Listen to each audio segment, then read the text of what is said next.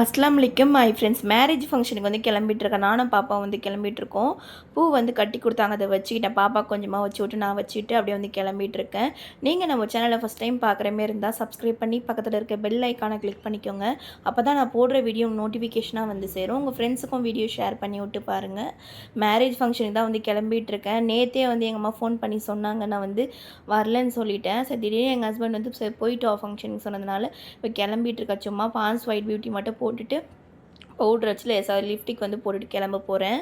பாப்பாவும் நான் மட்டும்தான் போகிறோம்.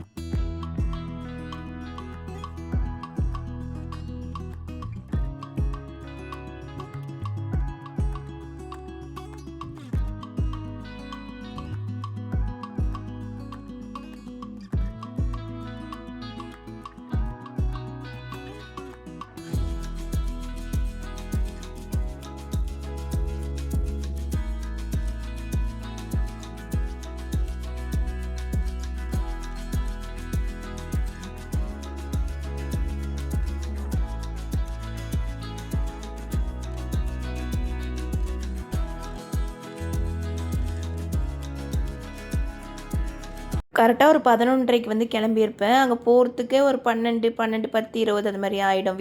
ஃபங்க்ஷனுக்கு போகிறதுக்கு. அம்மா வீட்டுக்கு போயிட்டு அதுக்கப்புறம் போகலான்னு சொல்லிட்டு பேக்கில் வந்து பாப்பாவுக்கு தண்ணி சாக்லேட் வந்து பேக்கில் வச்சோம் போல். அது ஒரு மாதிரி எப்பயோ வச்சது இப்போ தான் பார்க்குறேன் இருக்குது. எடுத்து கொடுத்தா அவகிட்ட. அவள் அது வேணான்னு சொல்லிட்டு என்கிட்டயே கொடுத்துட்டேன். நானே சாப்பிட்டுட்டேன். அவங்களுக்கு கொஞ்சம் கூட மெல்ட் ஆகக்கூடாது சாக்லேட்லாம். ஏசி மெயின்லாம் ஆஃப் பண்ணிட்டு லைட்லாம் வந்து ஆஃப் பண்ணிட்டு அப்படியே வந்து கிளம்பியாச்சு.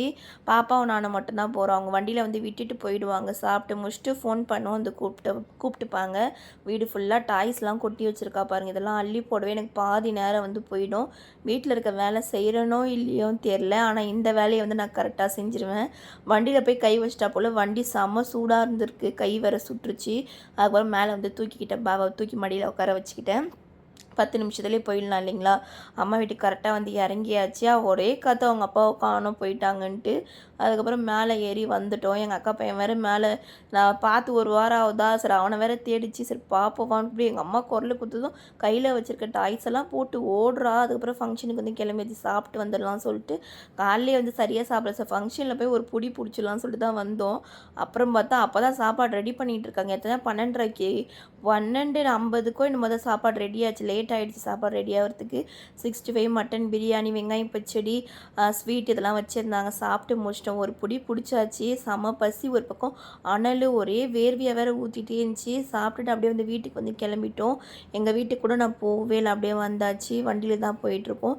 ஏன்னா அந்த மாதிரி வெயிலாக இருக்கும். நம்ம வீட்டில் நம்ம ஃபங்க்ஷனில் போய் சாப்பிட்டுட்டு ஒரு ஜூஸ் இல்லை ஒரு ஐஸ்கிரீம் சாப்பிட நம்ம வீட்டில் படுத்தாதான் நிம்மதியே கிடைக்கும். எனக்கு எங்கள் அம்மா வீட்டில் படுத்தாலும் எனக்கு அந்த ஃபீலிங் கிடையாது. என்னோடய வீட்டில் எதனா ஒரு ஃபங்க்ஷன் போய்ட்டு வந்தால், வெளியே போய்ட்டு வந்து நம்ம வீட்டில் போய் அந்த பெட்டில் போய் படுத்தா தான் நமக்கு ஒரு நிம்மதியே இருக்கும், சாட்டிஸ்ஃபைடாக இருக்கும். எனக்கு ஐஸ்கிரீம் தான் பார்த்துட்ருக்கேன். கோன் வாங்கலாமா எது வாங்கலாம் யோசிச்சுட்டே இருந்தேன். என் பொண்ணு பாட்டிக்கு எடுக்கிறேன், நான் பாட்டிக்கு எடுக்கிறேன். எங்கள் ஹஸ்பண்ட் ஒன்று வாங்குங்க போதும்ன்ட்டாங்க. அதுக்கப்புறம் தான் ஒரு 2 ஐஸ் வாங்கியிருப்போம். ஒன்று வந்து சாக்கோபாரும், இன்னொன்று வந்து கோனும் வந்து வாங்கியிருப்பேன். வாங்கி கோன் வந்து அப்புறம் சாப்பிட்லாம், வீட்டில் போய் சாப்பிட்லான்னு சொல்லிட்டு எடுத்துக்கிட்டேன் நான். ரேட்லாம் பார்த்து கொஞ்சம் அதிகமாக தான் இருக்குது. 55 ரூபா அது மாதிரிலாம் போட்டிருக்கு. அருண் ஃப்ளேவர் போல் ரேட் அதிகமாக இருக்குது, குவாலிட்டியாக இருக்குதுன்னு சொல்லிட்டு சரி ஒரு 2 மட்டும் எடுத்துக்கிட்டேன் நான். பாப்பா பாட்டிக்கு உட்காந்துட்டு இருந்தா. கொஞ்சம் கூலிங்காக தான் இருந்துச்சு இந்த இடம். சரி அப்படியே வாங்கி சாப்பிட்டுட்டு அப்படியே வீட்டுக்கும் போயிட்டோம்.